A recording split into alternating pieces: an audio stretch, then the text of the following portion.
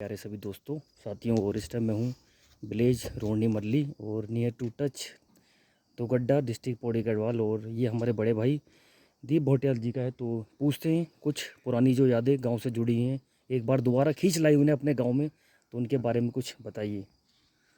हाँ तो नमस्कार नेगी जी। सबसे पहले तो आपकी धन्यवाद कि आप दो दो तीन दिन हमारे यहाँ रुके। तो आप अपना एक्सपीरियंस बताइए कि आपको कैसा लगा हमारा गांव।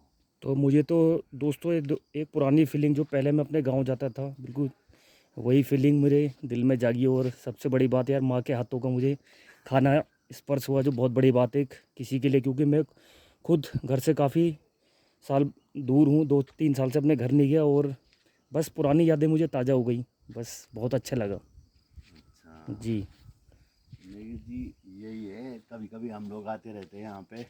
और आप देख सकते हैं कि किस तरह से हैं। अभी घर पर थोड़ा सा हमने काम उम भी करवाया है यहाँ पर, जी जी ताकि यहाँ पर क्योंकि काफ़ी टाइम बाद आए तो ऐसे ही पड़ा हुआ था ये, तो कोशिश की गई कि इसे थोड़ा मेंटेन किया जाए घर को। जी और मैं आपको बताना चाहूँगा कि आप अगर आपकी कैमरा अगर उस खेत की तरफ जा रहा है, जी आप देख रहे हैं वो थोड़ा सा लंबा वाला जो खेत आपको नज़र आ रहा है, जी जी तो वो थोड़ा लंबा है। जी तो वहाँ पर हम लोग क्रिकेट खेला करते थे। जी और यहाँ से पाइप की व्यवस्था की जाती थी जी। वहाँ तक। अच्छा। हाँ, ताकि जो पिच बनती है जी उसमें पानी प्रॉपर तरीके से जी वो किया जाए। और वहाँ पर हम लोग क्रिकेट खेलते थे। और वहाँ पर बहुत सारे जो अगल बगल आप गांव देख पा रहे हैं, जी टीमें आती थी एंड मैचेस वगैरह हुआ करते थे। जी तो ऐसी सीढ़ीनुमा खेतों से जी हमने भी आगे का सफ़र तय किया था। जी जी। इन्हीं जगह से आप समझ सकते हैं कितनी विषम परिस्थितियाँ यहाँ पर है। हाँ जी हाँ जी। और 1990 में एक लड़का होता है, वो डिसीज़न लेता है कि अब मुझे आगे क्रिकेट खेलनी है, बिल्कुल और वो इस जगह को छोड़कर यहाँ बिल्कुल। से सीधे लखनऊ चला जाता है। जी और लखनऊ में अपनी क्रिकेट स्टार्ट करता है। जी और यूपी की जो पहले अंडर 19 कैंप में अपनी जगह बनाता है। जी 23 की कैंप 23 उस वक्त 22 हुआ करता था। जी तो उसमें उसमें आता है। जी एंड फिर रणजी ट्रॉफी कैंप में 3 साल रहा है, जी। लेकिन आगे का बिल्कुल। सफ़र हम तय नहीं कर पाए, हम जी यही कहना चाहेंगे। जी और फिर उसके बाद जी 2003 और 2004 जी में क्रिकेट को पूरी तरह से छोड़ दिया। जी जी फिर आए थे 2011-12 में देहरादून में, तो देखा कि देहरादून में तो क्रिकेट हो रही है जी बुड्ढों की भी। जी जी तो वहाँ से क्रिकेट खेलना शुरू किया। जी कोई उस वक्त 2011-12 में मुझे जानता नहीं था। जी और धीरे धीरे वहाँ पर एक अपनी पहचान बनानी शुरू की। और उसके बाद एक क्षण ऐसा आया जो एक ड्रीम्स था कि हम बड़ी लेवल की क्रिकेट खेले। जी तो IBPL खेलने का मौका मिला सुरेश रैना की कप्तानी में, और हम सौभाग्यशाली थे कि वही टीम चैंपियन भी बनी। जी जी। बहुत बड़ी बात है दोस्तों, क्योंकि एक छोटे से गांव से निकला हुआ लड़का, और हर व्यक्ति या बच्चे का सपना होता है वो अपना ड्रीम पूरा करे। तो देख सकते हैं एक छोटा बच्चा जिसका नाम था दीपू, वो एक छोटे से गांव से निकला, रोहनी मल्ली विलेज। देख सकते हैं बहुत ही प्यारा गांव है, नियर टू दोगड्डा। और अपने सपने को पूरा करने के लिए अपने घर से निकल पड़ा अपना बस्ता लेके।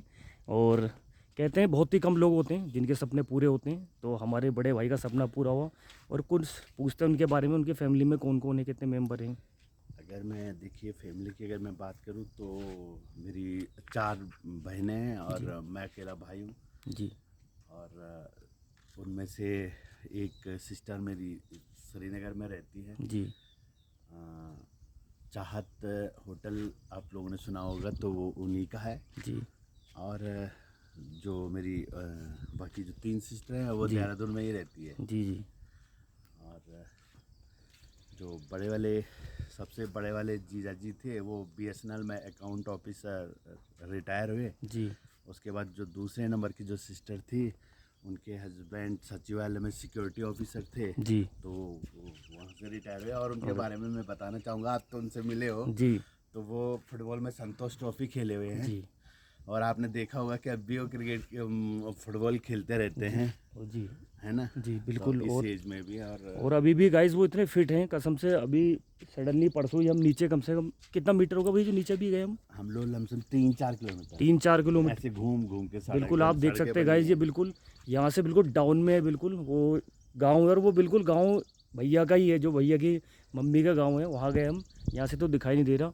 3-4 किलोमीटर, और फिर 3-4 किलोमीटर नीचे जाना, फिर ऊपर आना। आप सोच सकते हैं कितनी, और 60-65 साल का एज आदमी, और इतने फिट हैं अभी भी। तो ये सब पहाड़ का जो पुराना खान पान है, जिस तरीके से इंसान खाता था, वो अभी भी उनके अंदर है मौजूद। फिट हैं वो। और इनके पिताजी के बारे में जानेंगे, एक लीडर। अगर मैं अपने पिताजी की बात करूँ तो वो मेरे को काफ़ी मोटिवेट करते जी थे, इस चीज़ के लिए नहीं, क्रिकेट के लिए नहीं, जी ऐसे ही कि मुझे जल्दी उठना चाहिए, जी करना चाहिए। और कई बार मैं मोटिवेट हो जाता था। और जी मैं उससे एक फ़नी स्टोरी आपको बताता हूँ जी कि एक दिन की बात है, तो उन्होंने रात को मुझे काफ़ी प्रवचन दिए जी जैसे कि फौजी लोग थोड़ा जी। बहुत लेके करते हाँ जी, हाँ हैं, जी, आप हाँ जी, समझ सकते हो इस चीज़ को। जी एंड उसके बाद मैं सुबह 5 बजे उठकर, और वहीं जो आप जिस खेत की मैं बात बता रहा था नीचे, जहाँ हम क्रिकेट खेलते थे, वहाँ मैं चक्कर काट रहा था, मतलब रनिंग कर रहा था। तो वो यहाँ मेरी सिस्टर को बोलने लगे कि वो नीचे कौन दौड़ रहा है जी तो उन्होंने बताया कि वो मैं दौड़ रहा हूँ। हम्म, तो वो कह रहे कि इसका दिमाग खराब हो रखा है जी सुबह सुबह। तो मतलब ऐसा ऐसे थे वो। और वो बहुत कर्मठ इंसान थे। जी और वो गांव में जितनी भी चीज़ें होती थी, वो उसमें सबसे पहले पार्टिसिपेट करते थे। इवन जी कि आप ये पेड़ जो नीचे आम के देख रहे हैं, जी वो सारे पेड़ उन्होंने लगा रखे हैं। वो देख रहे हो आप, हाँ जी, बड़े हाँ बड़े जी, आज वो बहुत बड़े बड़े हो चुके हैं। जी और इस साइड में भी अगर आप जो आम के पेड़ जी जी देख रहे हो, वो सारे उन्होंने लगा रखे हैं। और जी आज जी वो बहुत बड़े हो चुके हैं और फल देते हैं। और भले हम नहीं आ पाते हैं, कई बार क्या होता है कि आते हैं तो 5-10 कट्टे आम जी हम ले जाते हैं और 2-2 कट्टे सबको दे देते जी हैं, इस जी जी प्रकार से। लेकिन ऐसा नहीं हो पाता है, बल्कि गांव वाले ही। और बाकी जो यहाँ पर ये जो बंदर सुगेवर आते हैं, जी। वो खाते हैं। लेकिन कहने का मतलब ये है कि वो लगे रहते थे। और देखो दोस्तों, एक सबसे बड़ी बात मैं बताना चाहूँगा।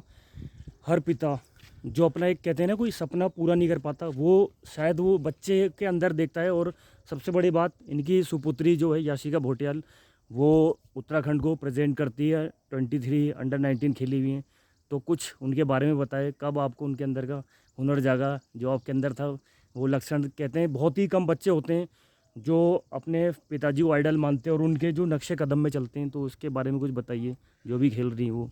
जी, वो उत्तराखंड को 2 बार 19 में रिप्रेजेंट कर चुकी है। लेकिन हमारा ऐसा नहीं था कि उसे क्रिकेटर बनाना है। जी आप जानते हैं कि हम लोग पिछले 10-12 साल से देहरादून में क्रिकेट एकेडमी चला रहे हैं। जी तो उसका बचपन से ही एकेडमी में आना जाना, ये सब चीज़ें बना रहता था। और होता है कि जब आप वहाँ आ रहे हो तो वो छोटी मोटी एक्टिविटीज़ जो होती है, क्योंकि बच्ची को, मुझे लगता है कि आप लड़के को मार के या किसी फोर्सली आप इस फील्ड में ला सकते हो। लेकिन अगर मैं गर्ल्स की बात करूँ तो वो बहुत डिफ़िकल्ट होता है वो इंटरेस्ट वो बनाना। और सच कहूँ तो मेरा ऐसा कुछ भी नहीं था। लेकिन वो चूँकि एकेडमी में डेली मेरे साथ आना, और वो जो बच्चे आते हैं उनके साथ वो भी वो एक्टिविटीज़ करती रहती थी। एंड धीरे धीरे उसका भी क्रिकेट की ओर इंटरेस्ट हो गया। और सच कहूँ तो आज वो मेरे से भी ज़्यादा क्रिकेट के लिए सीरियस है अपने। तो अच्छी बात है, ये सब चीज़ें अगर मेहनत करते हैं और बच्चे अगर आगे निकलते हैं तो बिल्कुल दोस्तों, जैसा कि इन्होंने बताया, और जिस तरीके से हमारी न्यू जनरेशन आप देख सकते हो, नशा उशा तो अब ख़त्म होती जा रही है। तो एक बहुत अच्छी बात है कि उन्होंने स्पोर्ट्स की फील्ड को चूज़ करा उस बच्ची ने। और कहते हैं यार, हर बच्चे का सपना हो और वो कुछ अपने स्टेट के लिए करे, अपने माता पिता का सपना पूरा करे, और अपने लिए भी ज़िंदगी में कुछ करे। तो ये हमारे साथ थी दीप भोटियाल जी, IBPL लेजेंड, और अभी भी खेल रहे हैं, हार नहीं माने हैं। 52 इनकी एज है, और एक जो जुनून इंसान के अंदर तो ग्राउंड के अंदर वो चीज़ हमें इनके अंदर दिखती है और हम खिलाड़ियों को ही मोटिवेट करते हैं। तो बहुत बहुत धन्यवाद दीप भोटियाल जी आपका मेरे यूट्यूब चैनल में आने के लिए। और दोस्तों ये देख सकते हैं रोनी मल्ली विलेज। तो कभी आपको इस गांव में आना हो तो हमसे संपर्क कर सकते हैं, बहुत ही प्यारी लोकेशन है। Like and comment and subscribe my YouTube channel जी लो जिंदगी। Thank you so much everyone.